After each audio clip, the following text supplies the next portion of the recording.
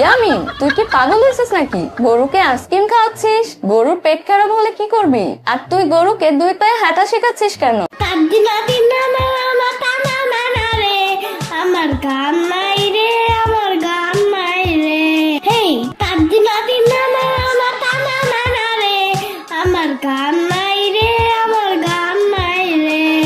এই ইয়ামিন, এই দুষ্ট ছেলে, সকালবেলা এটা কি শুরু করেছিস? এত জোরে জোরে চিল্লাচ্ছিস কেন? পাড়ার মানুষ তো ভয় পাবে। কিসের গান নাই তোর? সারাদিন তো শুধু গানই গাস। আর হাতের এই ঝাড়ু দিয়ে তুই কি করছিস?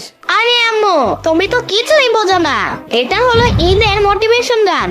এই গান না গাইলে আমার ঈদের আনন্দ আসে না। মনে হয় যেন আমি এখনো ঘুমাচ্ছি। আচ্ছা ইয়ামিন, তোর গান গাওয়া শেষ হলে এবার ব্রাশ করে নে বাবা। ব্রাশ তো করবই, কিন্তু আম্মু একটা কথা বলি, আমাদের গরু বাড়িতে কবে আসবে? সাম্বাদের বাসায় তো কালকেই একটা বিশাল গরু এসেছে। সাম্বা বলছিল ওর গরু সিং নাকি এত বড় একদম আকাশ ছুঁয়ে যায়। সত্যি নাকি আম্মু? আরে ইয়ামিন, তোর সাম্বা তো একটু বেশি বেশি বাড়িয়ে বলে।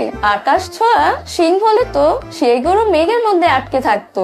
হাতে কি এত বড় গরু পাওয়া যায় নাকি? তোর আব্বু আসুক, তারপর গরু নিয়ে কথা বলবি। আচ্ছা আম্মু শোনো, আমি কিন্তু এবার এমন একটা গরু কিনবো যেটা শুধু ঘাস খাবে না, আমার সাথে বসে গল্পও করবে, আবার আমার সাথে খেলবে।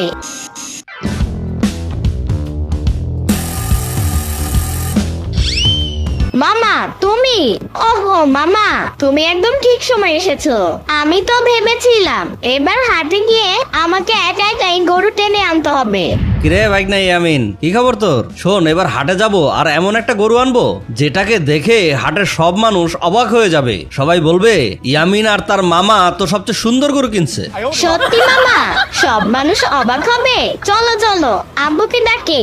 আব্বু, ওই আব্বু, ও দোলা ভাই, তোমার শালা আসছে, তাড়াতাড়ি টাকার বক্স বের করো, আজকে হাটে যাব। কি হয়েছে রে? তোরা কি সারাদিন এই বাড়িতে এমন চিল্লাপাল্লা করবি? আর ইয়ামিন,